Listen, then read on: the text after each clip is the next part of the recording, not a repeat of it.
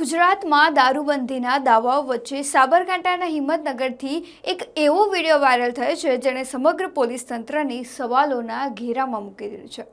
વાત કંઈક એમ છે કે હિંમતનગર ખેડ તસિયા સ્ટેટ હાઈવે પર ભગવતી પેટ્રોલ પંપ નજીક કોઈ અજાણ્યા શખ્સે ખુલ્લેઆમ દારૂની બોટલો ગોઠવી હતી।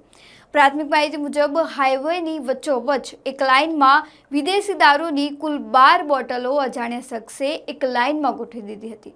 આ રીતે જાહેર માર્ગ પર ખુલ્લેઆમ દારૂની બોટલો જોઈને રાહદારીઓ આશ્ચર્યમાં મુકાઈ ગયા હતા। જ્યારે આ આખી ઘટનાનો વિડીયો સોશિયલ મીડિયામાં વાવાઝોડાની જેમ ફેલાઈ ગયો હતો।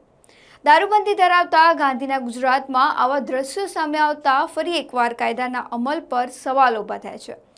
વિડીયો વાયરલ થતાં જ પોલીસ દોડતી થઈ હતી અને સ્થળ પરથી વિદેશી દારૂની તમામ 12 બોટલો જપ્ત કરી હતી। હવે પોલીસે સીસીટીવી ફૂટેજ અને અન્ય પુરાવાઓના આધારે બોટલો ગોઠવનાર શખ્સને શોધવાની કાર્યવાહી શરૂ કરી છે। જોકે આ સમગ્ર ઘટના એક ચર્ચા તો જરૂર જગાવી છે કે જો દારૂબંધી કડક હોય તો જાહેર રસ્તા પર આ રીતે દારૂની બોટલો પહોંચે કેવી રીતે। હાલ આ વાયરલ વિડીયોને લઈને લોકોમાં ભારે ચર્ચા ચાલી રહી છે અને પોલીસ માટે પણ આ કેસ હવે પ્રતિષ્ઠાનો પ્રશ્ન બની ગયો છે।